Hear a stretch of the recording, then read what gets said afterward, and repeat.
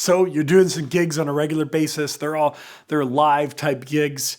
And you're kind of going, what is the live sound equipment I really need to make sure I have? What's the most important thing to have? And in my experience, it ain't the speakers, it ain't the microphone. It's your little bag of doohickeys, your little kit of things that you need that fix kind of common problems that come up. Like for me, there's kind of European mic stands and North American mic stands. There's two different thread sizes on the end of mic stands, and some mic clips fit on one and not another. And you can get these little threaded adapters that help match them. You know what? Having a little bag of some of those adapters is great. You might have certain cables that you need, like, oh no, I need an XLR to 1/4 inch and I had to go home and get it. Oh, somebody had a phone and I wanted to plug that in and I had my headphone adapter, but I didn't have an 1/8 inch that went to RCA or Phono or whatever it was. All these little interconnect cables and things like that.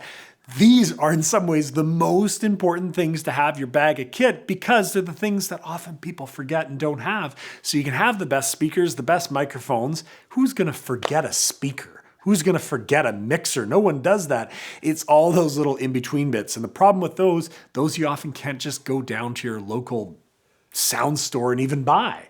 So developing a little package of kit of those things where honestly you went, oh my goodness, I had to go home and get something, put that in a bag.